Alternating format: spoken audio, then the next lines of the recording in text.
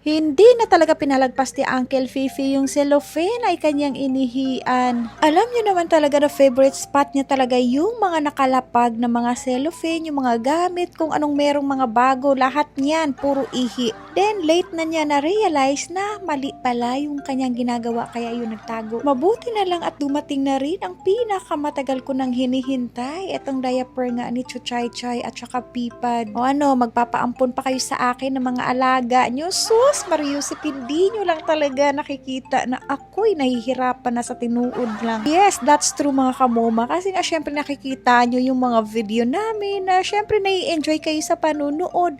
Pero hindi nyo alam, butas na ang bulsa ng moma nyo. Kaya sorry talaga sa mga nag-reach out sa akin na hindi ko kayo matulungan at hindi ko tinanggap yung mga alaga nyo na ipapaampon nyo sa akin. Gustuhin ko man kayong tulungan lahat, gustuhin ko man tanggapin lahat, mamaya baka kami naman ang mamamatay sa gutom. Alam nyo naman kasi itong mga alaga ko nung una, magaling talaga sila magpaawa epek, yung alam mong sobrang inagrabyado, alam mo yung sobrang kawawa. Pero kapag tumagal na talaga sila dito sa loob ng bahay ni Moma, alam nyo ba nag-iiba yung mga ugali, meron ng mga balasubas, merong madamot, merong pihikan, basta nagiging iba na, tapos yung taste din nila ay tumataas na at nag-iibang level. At hindi lang yun, meron pang nananakit kapag hindi mo na pagbigyan kaagad ng kanilang gusto. Literal nga talaga alipin ang Moma nyo, no? Pero please, wag nyo na pong dagdagan yung pagod ko. Hindi nyo lang kasi alam na minsan nagme-mental breakdown din ang Moma nyo sa tinuod lang. Akala nyo ganun kadali, sus na lang. Syempre, naintindihan ko rin naman kayo.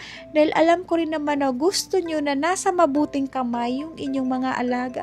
Pero unsaon ko man, fully booked na sa loob ng bahay ni Moma, kahit sabihin ko na ayaw ko na kapag meron akong na-encounter sa labas, ay nako, mapapadampot na naman ako. And as you can see, meron pa akong ibang obligation, syempre yung mga anak ko, so kailangan ko din silang asikasuhin.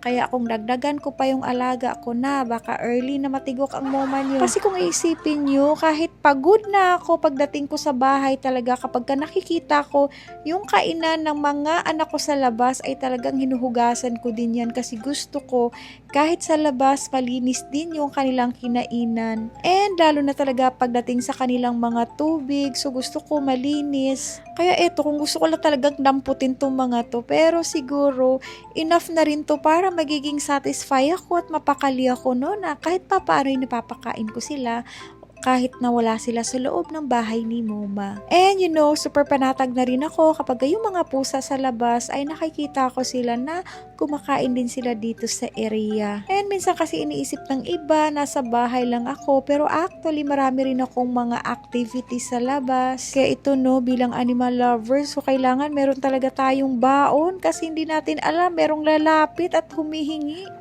Alam niyo, taging dasal lang yung may tutulong ko sa inyo na hoping na makaraos din kayo ng mga alaga niyo. And yung mga pusa na ayaw ng mga kasama niyo sa buhay, alam ko matatanggap nila yan kasi naranasan ko na rin yan eh. Promise, grabe talagang away namin ni Apa, pero pinagtatanggol ko talaga yung mga alaga kong apat ang paa dahil mahal na mahal ko sila. So ayan, mag-good night kiss na daw si Uncle Fifi kasi alam niya may kasalanan siya kay Moma niya eh.